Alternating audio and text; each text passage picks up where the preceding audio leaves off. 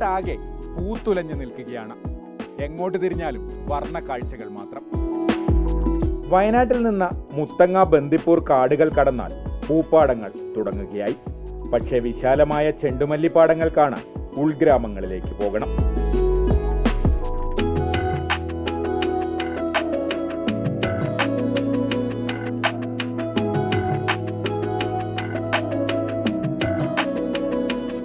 Paint കമ്പനികൾക്ക് വേണ്ടിയാണ് കർഷകർ പ്രധാനമായും ചെണ്ടുമല്ലി കൃഷി ചെയ്യുന്നത്. 1 കിലോ പൂവിന് 10 രൂപയാണ് ലഭിക്കുക. ഓണക്കാലമായാൽ കേരളത്തിൽ നിന്ന് പൂവിനായി ആളുകൾ എത്തും. അപ്പോൾ അല്പം വില കൂടുതൽ ലഭിക്കുമെങ്കിലും വലിയ ലാഭമൊക്കെ ഇടനിലക്കാർ കൊണ്ടുപോകും. ഇത് പറിച്ചാൽ ഓണത്തിന് സമയമാവും. ചെറുതാങ്കിലും ആരും എടുക്കൂല. ബൽപ്പ് ഉണ്ടെങ്കിലും എടുക്കൂ, ഈ മാതിരി ഉണ്ടെങ്കിലും എടുക്കൂ. ഇനി ഈ മാതിരി കിട്ടെങ്കിൽ ആരും എടുക്കൂല. വലിയ പൂവാണെങ്കിൽ ഡിമാൻഡ് ഉണ്ടാവും. ഡിമാൻഡ് എല്ലാ സ്ഥലത്തും ഉണ്ടാവില്ല.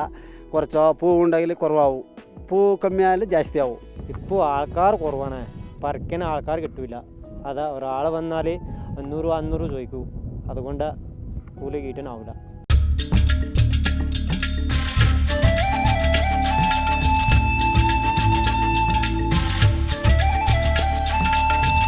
സൂര്യകാന്തി പാടങ്ങൾ അധികവും ദേശീയപാതയ്ക്കും പ്രധാന റോഡുകൾക്കും അരികിലാണ്.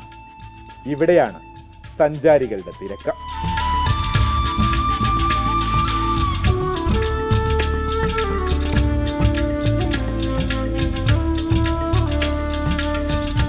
റീൽസും സെൽഫിയും ഒക്കെ എടുക്കണമെങ്കിൽ സ്ഥലമുടമകൾക്ക് ചെറിയ പ്രതിഫലം നൽകണം.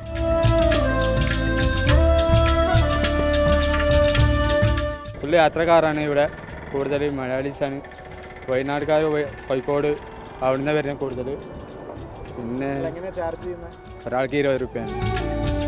കേരളത്തിൽ നിന്നും ബംഗളൂരുവിൽ നിന്നുമൊക്കെയായി ആയിരക്കണക്കിന് സഞ്ചാരികളാണ് ഗുണ്ടൽപേട്ടിലെത്തുന്നത്. ഒരുപാട് വർഷമായി പ്രവാസിയായിട്ട്. അപ്പോൾ ഇടയ്ക്കുന്ന നാട്ടിൽ വരുമ്പോഴേ ഒരു ട്രിപ്പ് അടിക്കും പല ഭാഗത്തോട്ടൊക്കെ. അപ്പോൾ അവിടെയുള്ളൊക്കെ ഫോട്ടോസൊക്കെ പകർത്തുക. അപ്പോൾ അതൊരു മെമ്മറിയാണല്ലോ ജീവിതത്തിൽ. ഞങ്ങൾ നാട്ടിൽ വന്നു ഒരുപാട് റീൽസൊക്കെ കണ്ടിരുന്നു. അപ്പോൾ റീൽസ് കണ്ടിട്ട് ഇവിടെ വരുന്നൊരു ആഗ്രഹം കൊണ്ട് വന്നതാണ്. അപ്പോൾ ഇവിടെ അടിപൊളിയാണ്. കാരണം വെച്ചാൽ പൂക്കളിൽ ഇങ്ങനെ നിറഞ്ഞു നിൽക്കുന്ന കാണുമ്പോൾ ഭയങ്കര സന്തോഷം. നാട്ടിലേക്ക് വരണമെന്ന് ആഗ്രഹിക്കുന്ന ഒരാളാണ്. 3 പേർക്ക് ഒരുമിച്ച് ലീവ് കിട്ടി ഇവിടെ വന്ന് ഇതൊക്കെ കണ്ട് അടിപൊളി.